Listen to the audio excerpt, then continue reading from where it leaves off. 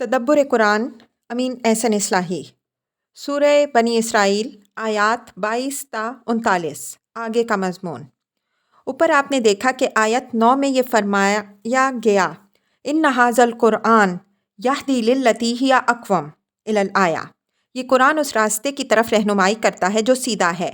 کلام کا رخ بعض دوسری متعلق باتوں کی طرف مڑ گیا تھا، اب پھر کلام اپنے اصل سلسلے سے مربوط ہو گیا اور قرآن خدا تک پہنچنے کے جس راستے کی طرف رہنمائی کرتا ہے اس کی وضاحت شروع ہو گئی۔ یہی راستہ فطرت اور عقل کا سیدھا راستہ ہے اور یہی اس عدل اور احسان کی زندگی کو وجود میں لاتا ہے جو خدا کو پسند ہے اور جس پر صالح معاشرہ اور صالح تمدن کی بنیاد ہے۔ یہاں سورہ نحل کی آیت 90 ذہن میں پھر تازہ کر لیجئے، جس میں قرآن کے اوامر و منہیات کی اساسات واضح کی گئی ہیں، اس لیے کہ آگے کی آیات اسی اجمال کی شرح کی حیثیت رکھتی ہیں۔ ان اللہ یأمر بالعدل والاحسان وایتاء ذی القربی وینہی عن الفحشاء والمنکر والبغی الآیہ۔ آگے کی آیات تلاوت کیجیے۔ اعوذ باللہ من الشیطان الرجیم، بسم اللہ الرحمن الرحیم۔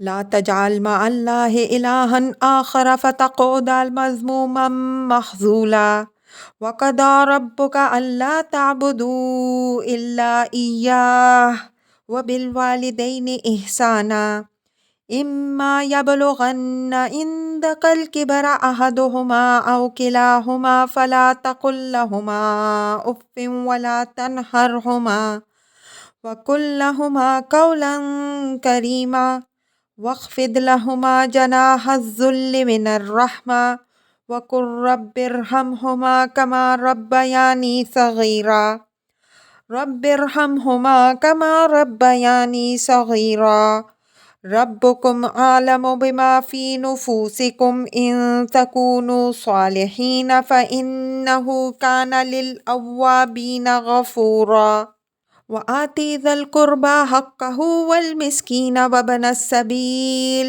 ولا تبذر تبذيرا إن المبذرين كانوا إخوان الشياطين وكان الشيطان لربه كفورا وإما تعرضن عنهم ابتغاء رحمة من ربك ترجوها فقل لهم قولا ميسورا ولا تجعل يدك مغلولة إلى عنقك ولا تبسطها كل البسط فتقعد ملوما محسورا إن ربك يبسط الرزق لمن يشاء ويقدر إنه كان بعباده خبيرا بصيرا ولا تقتلوا أولادكم خشية إملاق نحن نرزقهم وإياكم إن قتلهم كان خطأ كبيرا ولا تقربوا الزنا إنه كان فاحشة وساء سبيلا ولا تقتلوا النفس التي حرم الله إلا بالحق ومن قتل مظلوما فقد جعلنا لوليه سلطانا ولا يسرف في القتل إنه كان منصورا ولا تقربوا مال اليتيم إلا بالتي هي أحسن حتى يبلغ أشده وأوفوا بالعهد إن العهد كان مسؤولا وأوفوا الكيل إذا كلتم وزنوا بالقسطاس المستقيم ذلك خير وأحسن تأويلا ولا تقف ما ليس لك به علم إن السمع والبصر والفؤاد كل أولئك كان عنه مسؤولا ولا تمشي في الأرض مرحا إنك لن تخرق الأرض ولن تبلغ الجبال طولا كل ذلك كان سيئه عند ربك مكروها ذلك مما أوحى إليك ربك من الحكمة ولا تجعل مع الله إلها آخر فتلقى في جهنم ملوما مدحورا۔ ترجمہ: اللہ کے ساتھ کسی دوسرے معبود کو شریک نہ کر، کہ تو سزا اور مذمت اور دھتکارا ہوا نہ ہو کر رہ جائے، اور تیرے رب کا فیصلہ یہ ہے کہ اس کے سوا کسی اور کی بندگی نہ کرو اور ماں باپ کے ساتھ نہایت اچھا سلوک کرو۔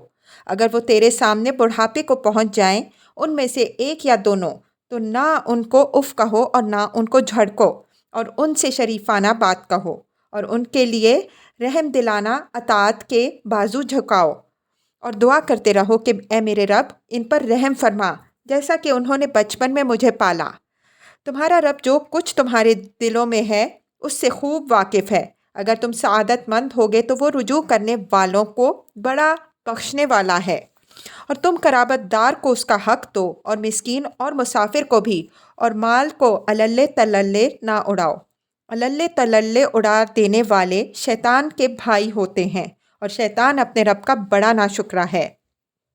اور اگر تمہیں اپنے رب کے فضل کے انتظار میں جس کے تم متوقع ہو ان سے اعراض کرنا پڑ جائے تو تم ان سے نرمی سے بات کہہ دو، اور نہ تو اپنے ہاتھ کو اپنی گردن سے باندھ کر رکھو اور نہ اس کو بالکل کھلا چھوڑ دو کہ ملامت زدہ اور درماندہ ہو کر بیٹھ رہو۔ بے شک تمہارا رب ہی ہے جو رزق کو جس کے لیے چاہتا ہے کشادہ کرتا ہے اور جس کے لیے چاہتا ہے تنگ کر دیتا ہے۔ بے شک وہی اپنے بندوں کی خبر رکھنے والا ہے اور ان کو دیکھنے والا ہے۔ اور تم اپنی اولاد کو ناداری کے اندیشے سے قتل نہ کرو، ہم ہی ان کو رزق بھی دیتے ہیں اور تم کو بھی، بے شک ان کا قتل بہت بڑا جرم ہے۔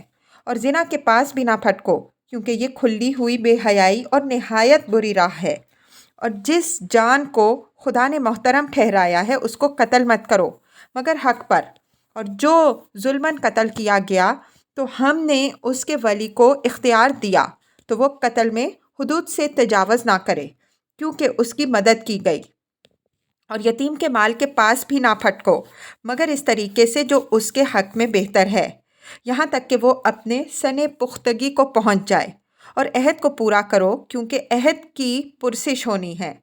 اور جب تم ناپو تو ناپ پوری پوری رکھو اور وزن صحیح ترازو سے کرو، یہی بہتر اور مال کار کے اعتبار سے خوب تر ہے۔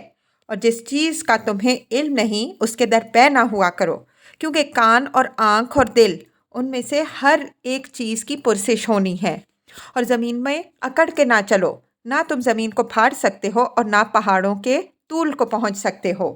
ان ساری باتوں کی برائی تمہارے رب کے نزدیک نہایت ناپسندیدہ ہے۔ یہ ان باتوں میں سے ہیں جو تمہارے رب نے حکمت میں سے تمہاری طرف وحی کی ہے، اور خدا کے ساتھ کسی اور معبود کو شریک نہ کرو کہ تم ملامت زدہ اور راندہ ہو کر جہنم میں جھونک دیے جاؤ گے۔ تورات کے احکام عشرہ۔ تورات میں کم و بیش یہی باتیں جس انداز میں کہی گئی ہیں ان سے واقف رہنا بھی فائدے سے خالی نہیں ہوگا، اس وجہ سے ہم اس کا ضروری حصہ یہاں نقل کیے دیتے ہیں۔ پھر خداوند نے موسیٰ علیہ السلام سے کہا، بنی اسرائیل کی ساری جماعت سے کہہ دو کہ تم پاک رہو، کیونکہ میں جو تمہارا خدا ہوں پاک ہوں۔ تم میں سے ہر ایک اپنی ماں اور اپنے باپ سے ڈرتا رہے، اور تم میرے سبتوں کو ماننا۔ میں خداوند تمہارا خدا۔ تم بتوں کی طرف رجوع نہ ہونا اور نہ اپنے لیے ڈھالے ہوئے دیوتا بنانا۔ میں خداوند تمہارا خدا ہوں، اور جب تم خداوند کے حضور سلامتی کے پیہے گزرانو تو ان کو اس طرح گزرانا کہ تم مقبول ہو۔ اور جب تم اپنی زمین کی پیداوار کی فصل کاٹو تو اپنے کھیت کے کونے کونے تک پورا پورا نہ کاٹنا، اور نہ کٹائی کی گری پڑی بالوں کو چن لینا۔ اور تو اپنے انگورستان کا دانہ دانہ نہ توڑ لینا، اور نہ اپنے گلستانوں کے گرے ہوئے دانوں کو جمع کرنا، ان کو غریبوں اور مسافروں کے لیے چھوڑ دینا۔ میں خداوند تمہارا خدا ہوں۔ تم چوری نہ کرنا اور نہ دغا دینا اور نہ ایک دوسرے سے جھوٹ بولنا، اور تم میرا نام لے کر جھوٹی قسم نہ کھانا جس سے تم اپنے خدا کے نام کو ناپاک ٹھہراؤ گے۔ میں خداوند ہوں۔ تو اپنے پڑوسی پر ظلم نہ کرنا، نہ اسے لوٹنا۔ مزدور کی مزدوری تیرے پاس ساری رات صبح تک رہنے نہ پائے۔ تو بہرے کو نہ کوسنا اور نہ اندھے کے آگے ٹھوکر کھلانا، بلکہ اپنے خدا سے ڈرنا۔ میں خداوند ہوں، تم فیصلہ میں نہ راستی نہ کرنا، نہ تو تم غریب کی رعایت کرنا، نہ بڑے آدمی کا لحاظ، بلکہ راستی کے ساتھ اپنے ہمسایہ کا انصاف کرنا۔ تو اپنی قوم میں ادھر ادھر لتھڑا پن کرتے نہ پھرنا، اور نہ اپنے ہمسایہ کا خون کرنے پر آمادہ ہونا۔ میں خداوند ہوں، تو اپنے بھائی سے بغض نہ رکھنا، تو انتقام نہ لینا، اور نہ اپنی قوم کی نسل سے کینہ رکھنا، بلکہ اپنے ہمسایہ سے اپنی مانند محبت کرنا۔ میں خداوند ہوں، تم میری شریعتوں کو ماننا۔ احبار باب 19۔ الفاظ کی تحقیق اور آیات کی وضاحت۔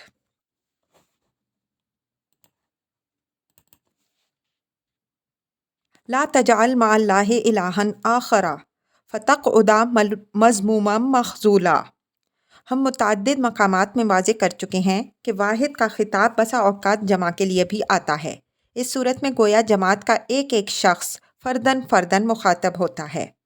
یہاں بھی یہی صورت ہے، چنانچہ بیچ بیچ میں خطاب کے لیے جمع کا صیغہ بھی استعمال ہو گیا ہے، جس سے خطاب کی اصل نوعیت پر روشنی پڑتی ہے۔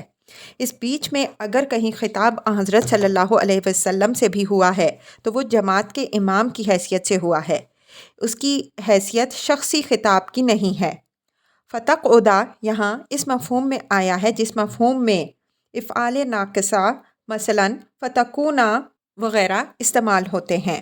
اردو میں بھی بیٹھ رہو، بیٹھ رہے اس مفہوم میں استعمال ہوتے ہیں۔ اس صورت میں بیٹھنے کے معروف مفہوم سے یہ لفظ مجرد ہو جاتا ہے۔ قرآن جس عدل بطریق اقوام کی تعلیم دیتا ہے، یہ اس کی بنیادی دفعہ ہے کہ خدا کے ساتھ کسی اور معبود کو شریک نہ ٹھہراؤ۔ خالق مالک رازق صرف خدا ہے، تو اس کے حقوق اور اس کی خدائی میں کسی اور کو ساجھی بنانا عدل کے منافی اور بہت بڑا ظلم ہے۔ چنانچہ اسی بنیاد پر قرآن میں شرک کو ظلم عظیم کہا گیا ہے۔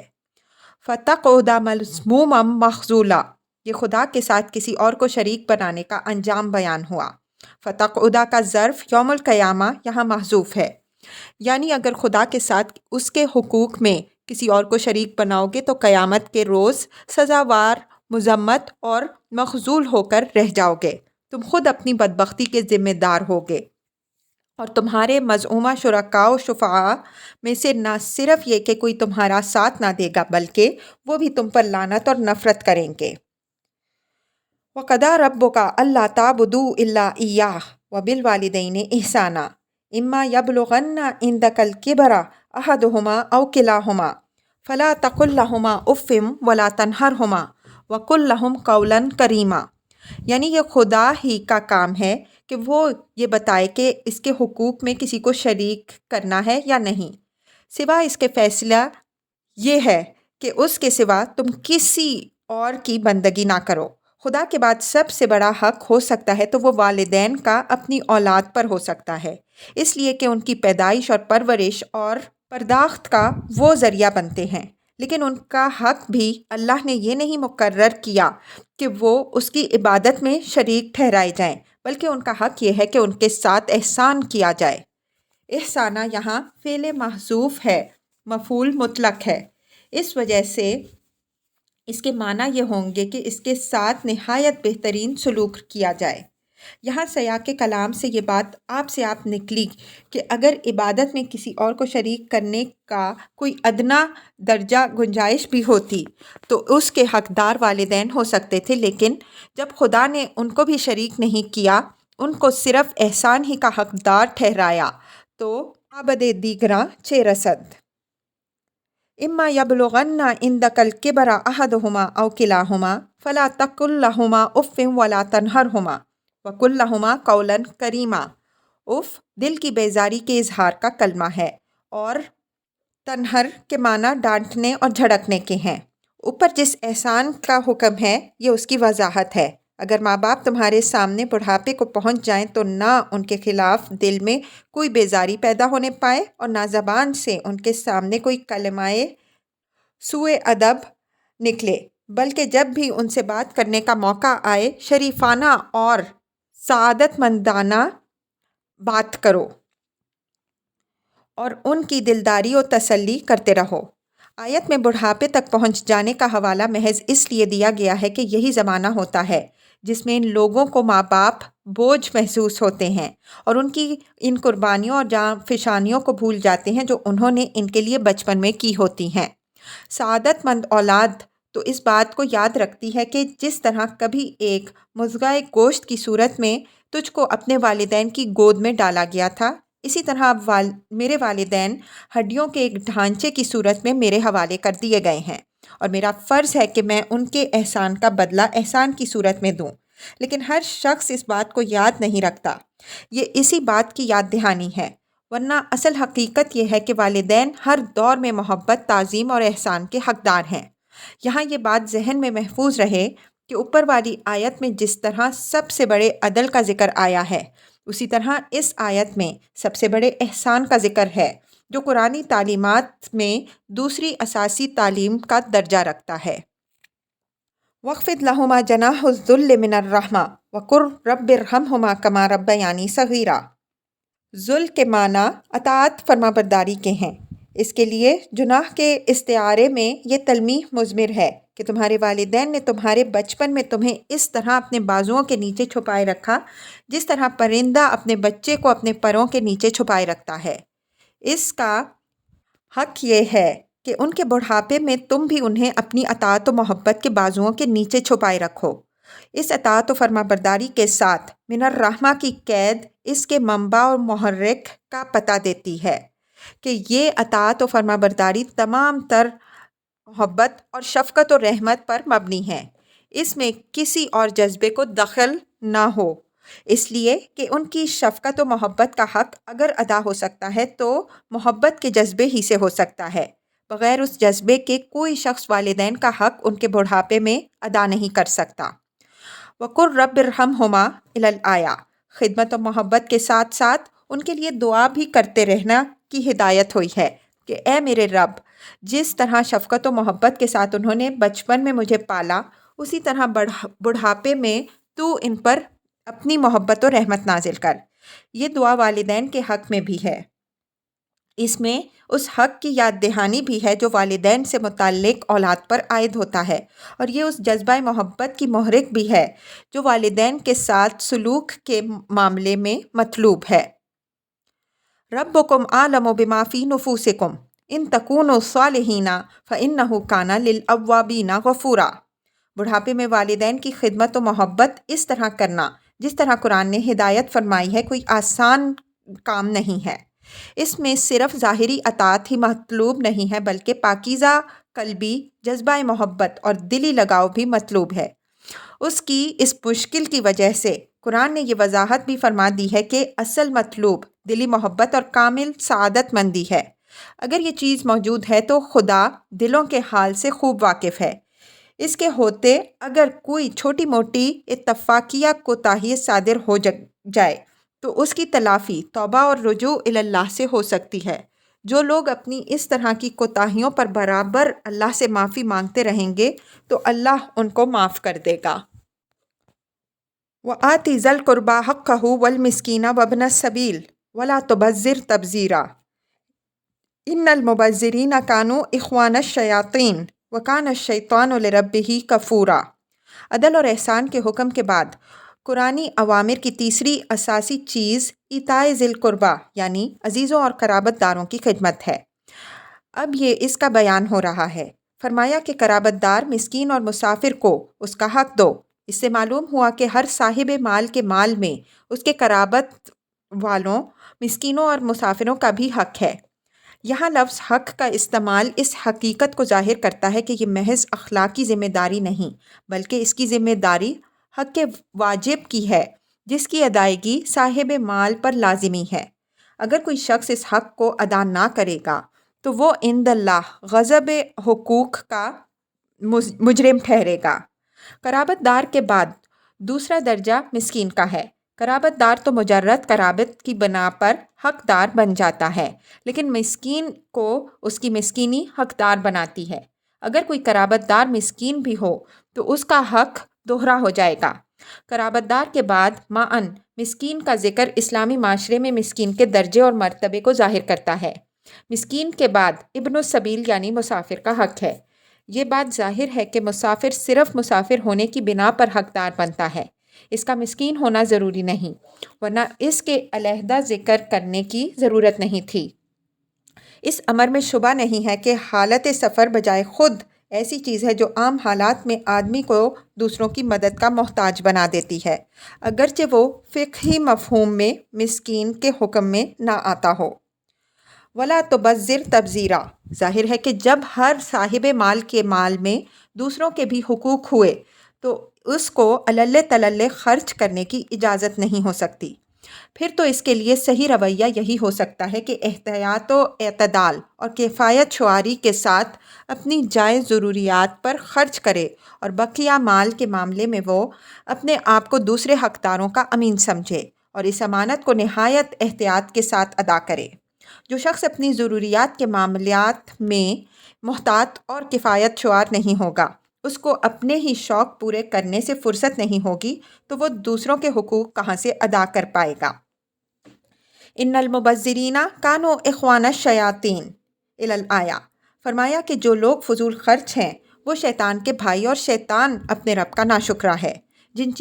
جن لوگوں کو اللہ اپنی نعمت دیتا ہے، اس کا فطری تقاضا یہ ہے کہ وہ اپنے رب کی نعمت کے شکر گزار ہوں اور اس کو انہی کاموں پر صرف کریں جو اللہ کی رضا اور اس کی خوشنودی کے موجب ہوں، لیکن شیطان ان کو ورغلا کر اپنی راہ پر لگا لیتا ہے اور خدا کا بخشا ہوا مال ان کاموں پر خرچ کراتا ہے جو ان کو خدا سے دور تر اور شیطان سے قریب تر کر دیں گے۔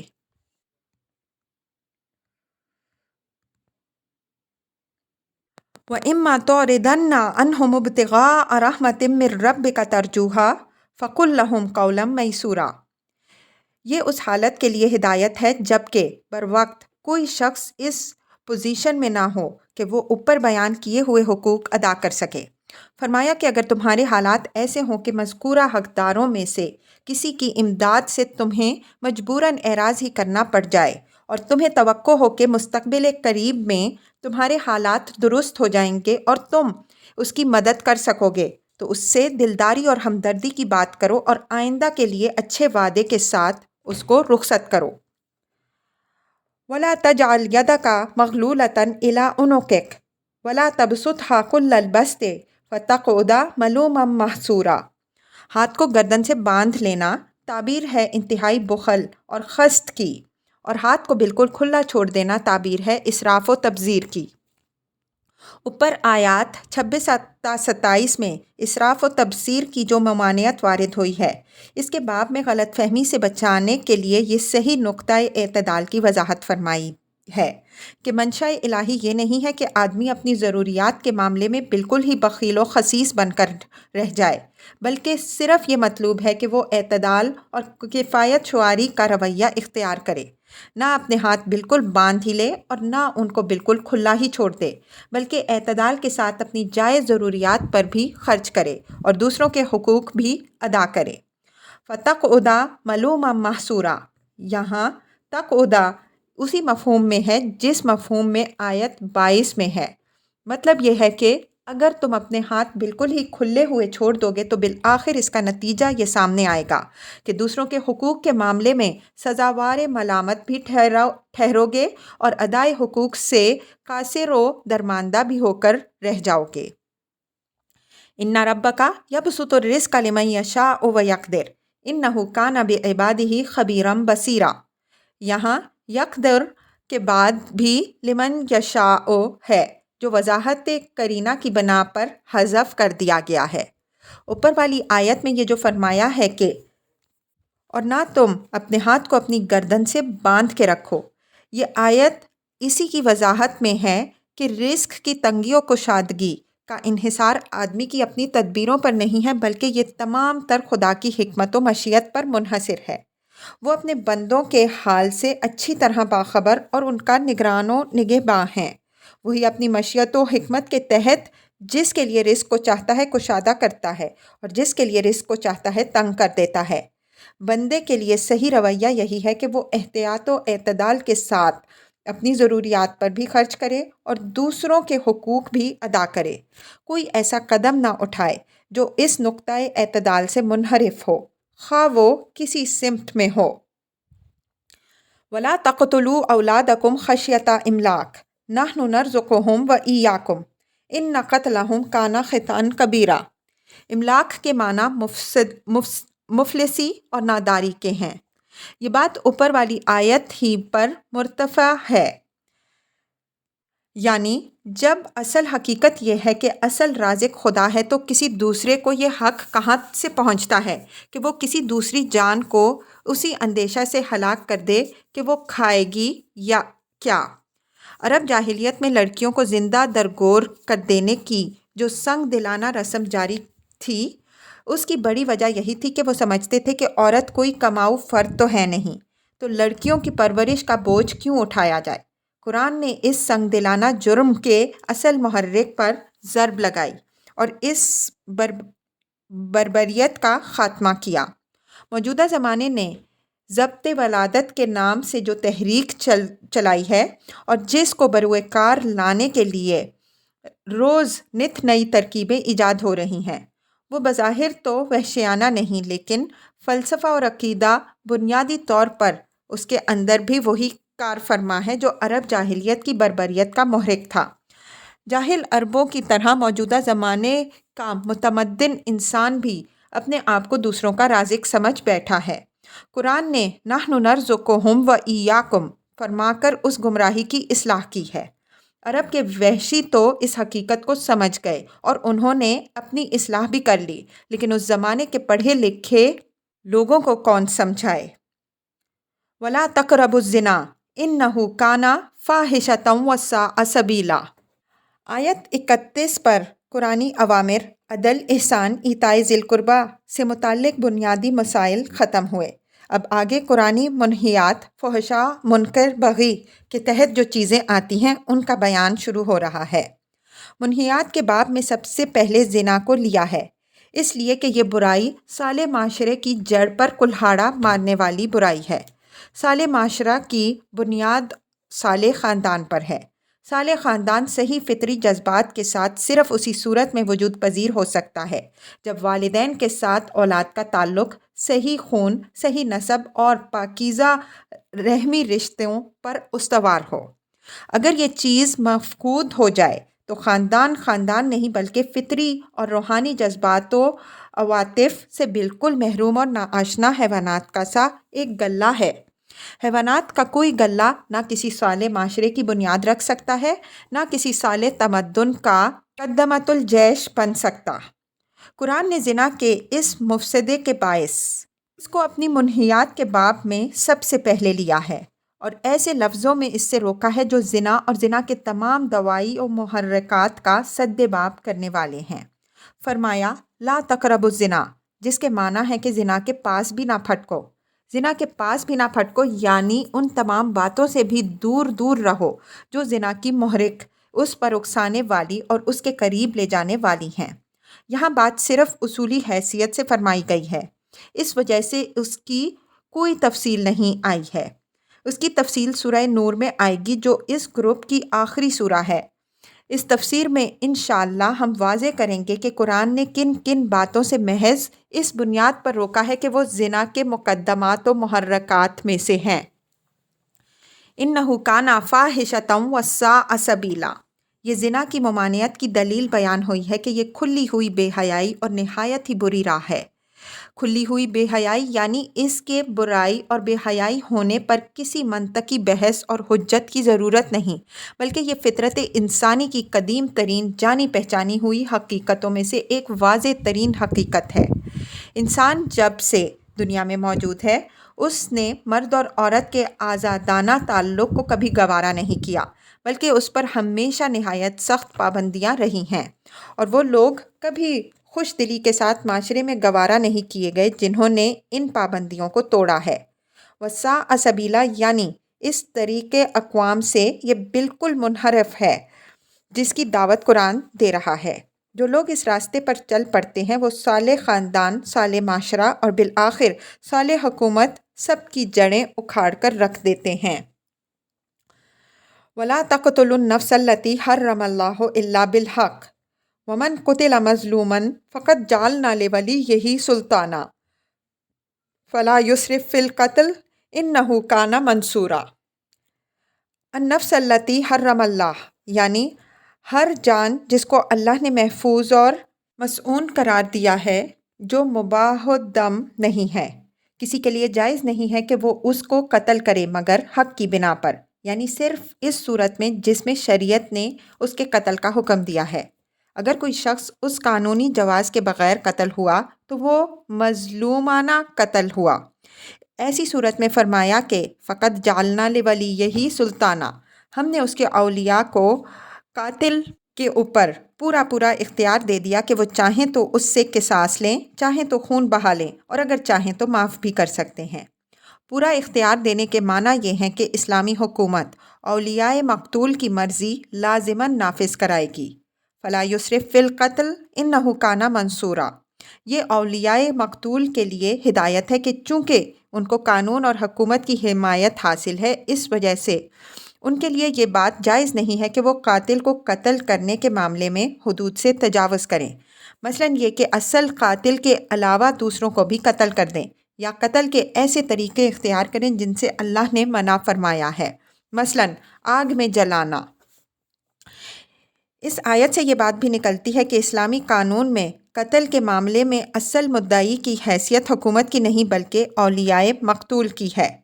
حکومت کا کام صرف یہ ہے کہ وہ اولیاء مقتول کی مرضی ٹھیک نافذ کرا دے۔ حکومت مدعی صرف اس شکل میں ہوگی جب مقتول لاوارث ہو، یا وارث ہوں تو صحیح لیکن کسی سبب سے ان کو مقتول کے معاملے سے کوئی دلچسپی نہ رہ گئی ہو۔ موجودہ قوانین میں سارا اختیار صرف حکومت ہی کو حاصل ہے، اولیاء کو سرے سے کوئی تعلق رہ ہی نہیں جاتا۔ ہمارے نزدیک موجودہ قوانین اسلامی قانون کی بہت سی برکتوں سے خالی ہیں۔ ہم اس مسئلے پر اپنی ایک دوسری کتاب میں بحث کر چکے ہیں، یہاں اس کے اعادے کی گنجائش نہیں ہے۔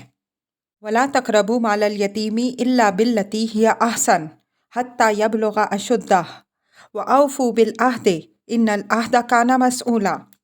اوپر جس شدت کے ساتھ زنا اور اس کے دوائی و محرکات سے روکا گیا ہے، اسی شدت کے ساتھ یہ یتیم کے مال میں کسی ناجائز تصرف سے روکا گیا ہے۔ فرمایا کہ بجز بہتری و بہبود کے ارادے کے یتیم کے مال کے قریب بھی نہ پھٹکو، یعنی یتیم کے مال میں اولیاء کی صرف وہی مداخلت جائز ہے جو اس کی ترقی، اس کی حفاظت اور اس کی نشو و نما میں کی جائے۔ ان سے الگ ہو کر جو تصرف بھی ہوگا وہ خیانت ہے، اس لیے کہ یتیم کا مال اولیاء کے ہاتھ میں در حقیقت امانت ہوتا ہے۔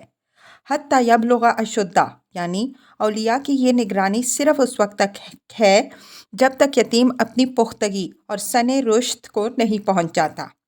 جب وہ بلوغ و رشد کو پہنچ جائے وہ اپنے مال کا مالک و مختار ہے، اس کا مال اس کے حوالے کر دیا جائے۔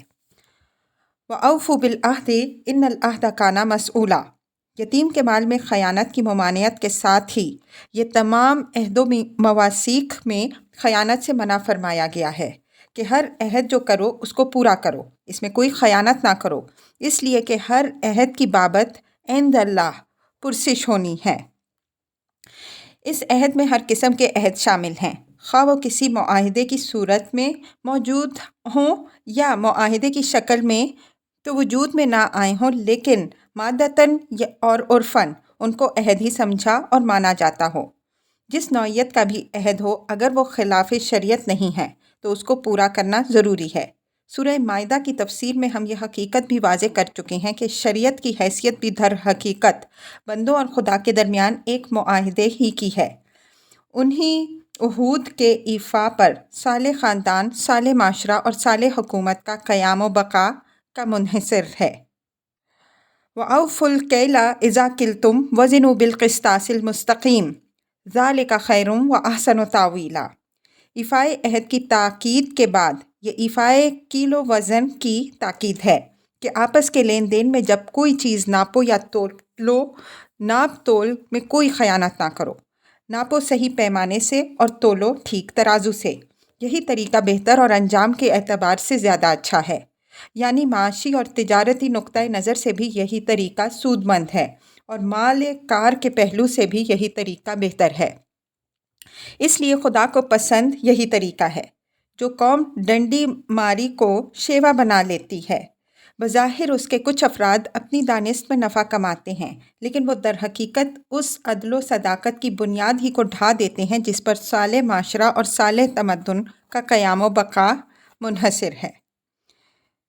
وَلَا تَقْفُ مَا لَيْسَ لَكَ بِهِ عِلْمٌ إِنَّ السَّمْعَ وَالْبَصَرَ وَالْفُؤَادَ كُلُّ أُولَٰئِكَ كَانَ عَنْهُ مَسْئُولًا۔ تفوت اثرہ کے معنی ہیں میں اس کے پیچھے لگایا ہو لیا۔ لا تقف ما لیس لک بہ علم، یعنی جس چیز کے بارے میں تمہیں قابل اعتماد علم نہ ہو اس کے پیچھے نہ ہو لیا کرو، اور محض اٹکل اور گمان کی بنا پر کسی کے بارے میں کوئی بات نہ لے اڑو۔ یہ قذف اور تہمت وغیرہ کی قسم کی ساری باتوں کی ممانعت ہے۔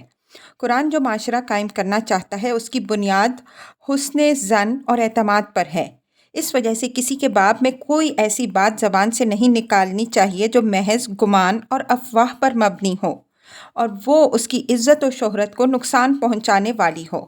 فرمایا کہ جو لوگ اس طرح کی غیر ذمہ دارانہ باتیں کرتے ہیں انہیں یاد رکھنا چاہیے کہ کان، آنکھ اور دل ہر ایک سے اس طرح کی باتوں کی بابت ایک روز پرسش ہونی ہے۔ وَلَا تَمْشِي فِي الْأَرْضِ مَرَحًا إِنَّكَ لَن تَخْرِقَ الْأَرْضَ وَلَن تَبْلُغَ الْجِبَالَ طُولًا۔ مرحا کے معنی اکڑ کر اور اترا کر چلنے کے ہیں۔ جو شخص اکڑ کر اور اترا کر چلتا ہے وہ زمین پر پاؤں مارتا ہوا اور گردن کو اٹھا کر چلتا ہے۔ یہ متکبرین اور مغروروں کی چال ہے۔ فرمایا کہ یہ مغروروں اور متکبروں کی چال نہ چلو۔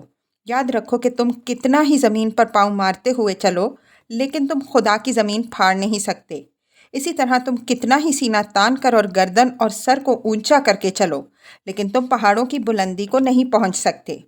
مطلب یہ ہے کہ جس خدا کی قدرت کی یہ شانیں دیکھتے ہو کہ اس نے تمہارے پاؤں کے نیچے یہ طویل و عریض زمین بچھا دی ہے جس کے اوپر تمہاری حیثیت ایک بھنگے اور چونٹی کی بھی نہیں، اور جس نے یہ فلک بوس پہاڑ تمہارے آگے کھڑے کر دیے ہیں جن کے سامنے تم ایک گلہری کی بھی حیثیت نہیں رکھتے، اس کی زمین پر اکڑنے اور اترانے کے کیا معنی؟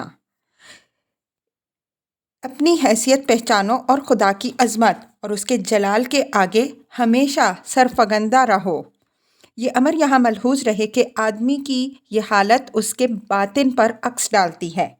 یہ دلیل ہے اس بات کی کہ اس شخص کے دل میں خدا کی عظمت و قدرت کا کوئی تصور نہیں ہے۔ جس کے دلوں کے اندر خدا کی عظمت و قدرت کا تصور سمایا ہوا ہوتا ہے اس پر تواضع اور فروتنی کی حالت طاری رہتی ہے۔ وہ اکڑنے اور اترانے کے بجائے سر جھکا کر دبے پاؤں چلتے ہیں۔ کل ذالک کان سیئہ عند ربک مکروہا۔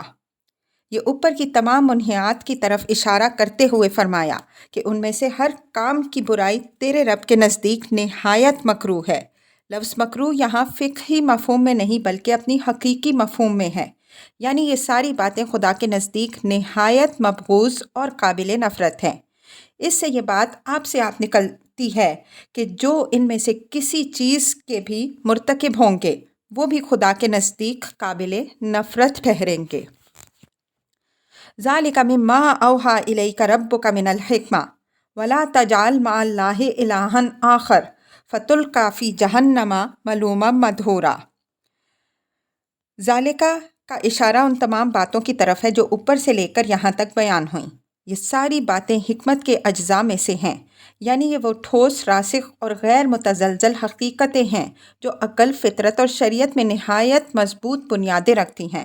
تمہارے رب نے اپنے پیغمبر کے واسطے سے یہ تمہاری طرف وحی کی ہیں کہ تم اپنی زندگیاں ان سے سنوارو۔